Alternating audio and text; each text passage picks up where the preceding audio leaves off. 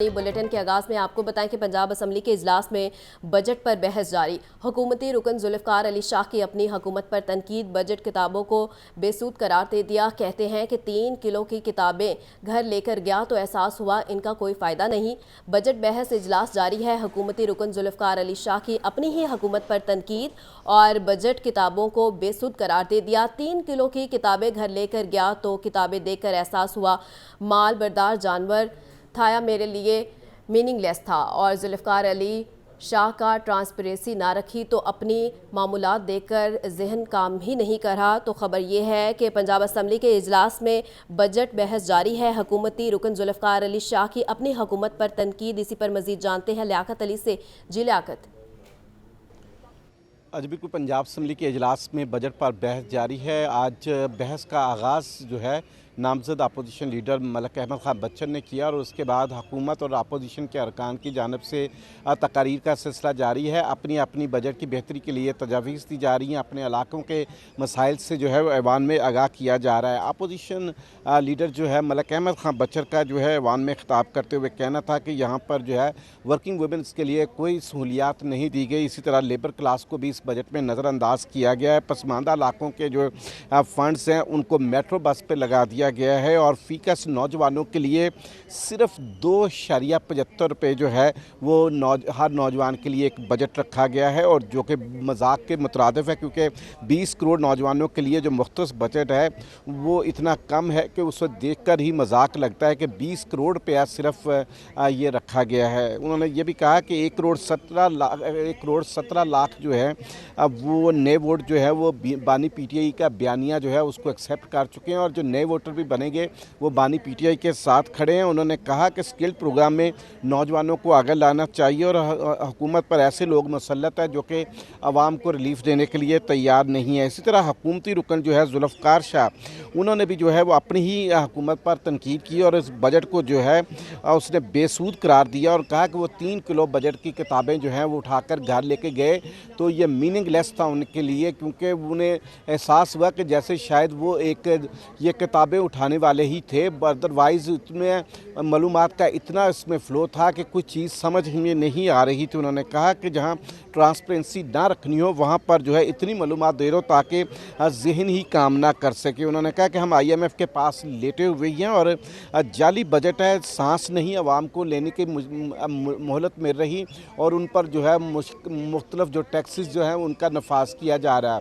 बहरहाल कुछ हुकूमती अरकान जो हैं वो बजट की तारीफ़ कर रहे हैं और इसमें जो मेगा प्रोजेक्ट्स हैं और जो मरियम नवाज़ के नए इक़दाम हैं उनकी तारीफ़ की जा रही है। दूसरी जानब अपोजिशन की तरफ से जो है इस बजट के मुख्तलिफ नकात पर जो है वह तनकीद की जा रही है और कहा जा रहा है कि हुकूमत जो है जिस तरह ये बजट लाई है इसमें जो मुख्तलिफ शोबे हैं जिनमें तालीम में जो है वो स्कूल इंफ्रास्ट्रक्चर में जो मिसिंग फैसिलिटीज़ हैं उसको देने के लिए कोई फ़ंड नहीं रखा गया, अस्पतालों में मिसिंग फैसिलिटीज़ के लिए कोई फ़ंड नहीं रखा गया। तो इस तरह तनकीद और तारीफ़ दोनों सिलसिले जो हैं ऐवान में इस वक्त जारी हैं। हर रुकन को 5 से 8 मिनट जो है वो खिताब करने का मौका दिया जा रहा है और ये बहस जो है ये मंगल के रोज़ तक जारी रहेगी। जी।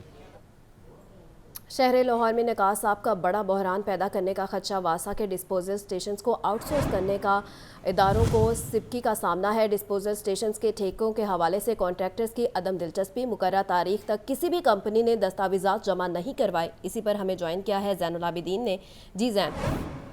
मौजूदा सूरत हाल में शहर लाहौर में निकासी आब का बड़ा बहरान पैदा होने का अंदेशा जाहिर किया जा रहा है, क्योंकि वासा के डिस्पोजल स्टेशंस को आउटसोर्स करने के मामले पर इदारे को सुक्की का सामना करना पड़ा।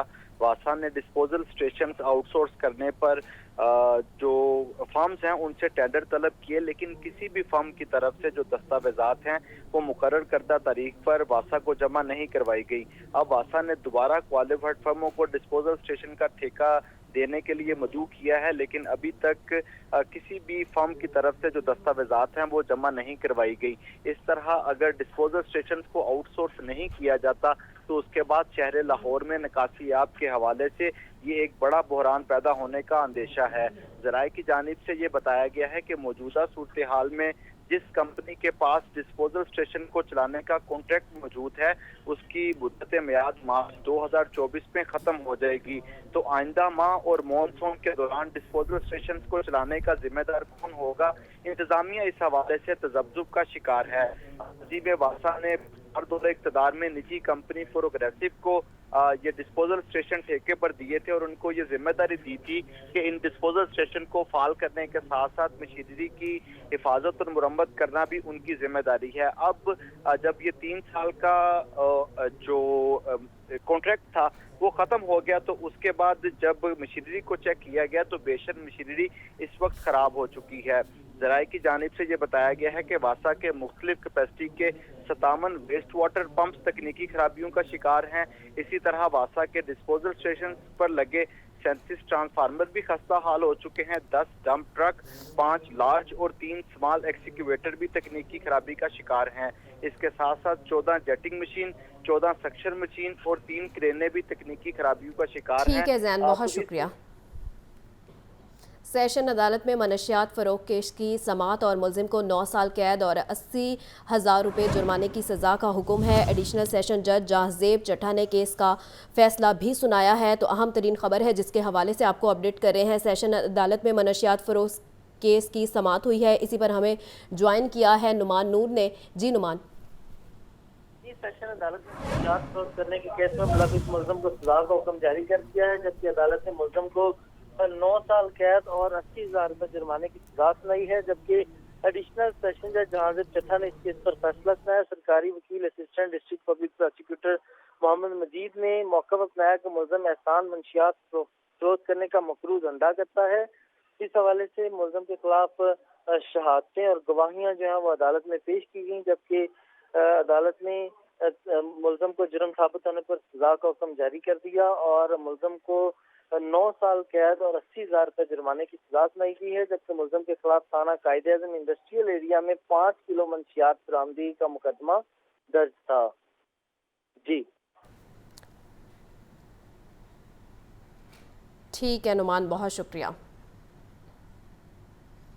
सेनेट के कागजात नामजदगी मुस्तरद होने का मामला जुल्फी बुखारी के कागजात नामजदगी मुस्तरद करने के खिलाफ अपील पर समाअत और एपलेट ट्रिब्यूनल ने दलाइल सुनने के बाद फैसला महफूज कर लिया है। मजीद जानते हैं मोहम्मद इशफाक से। जी इशफाक। इशफाक अगर सुन पा रहे हैं तो आगाह कीजिएगा। खबर यह है कि सेनेट के कागजात नामजदगी मुस्तरद होने का ये मामला है। जुल्फी बुखारी के कागजात नामजदगी मुस्तरद करने के खिलाफ अपील पर समाअत और एपलेट ट्रिब्यूनल ने दलाइल सुनने के बाद फैसला महफूज कर लिया है। तो खबर यह है कि सेनेट के कागजात नामजदगी मुस्तरद होने का ये मामला है। जुल्फी बुखारी के कागजात नामजदगी मुस्तरद करने के खिलाफ अपील पर समाअत एपलेट ट्रिब्यूनल ने दलाइल सुनने के बाद फैसला महफूज कर लिया है। जुल्फी बुखारी के कागजात नामजदगी मुस्तरद करने के खिलाफ अपील पर समाअत का ये मामला है और सेनेट के कागजात नामजदगी मुस्तरद होने का मामला है। एपलेट ट्रिब्यूनल ने दलाइल सुनने के बाद फैसला महफूज कर लिया है। तो अहम तरीन खबर है जिसके हवाले से आपको अपडेट कर रहे हैं। सेनेट के कागजात नामजदगी मुस्तरद होने का ये मामला है। यूईटी एंट्री टेस्ट 2024 के नताइज का ऐलान कर दिया गया। एंट्री टेस्ट में लड़के बाजी ले गए।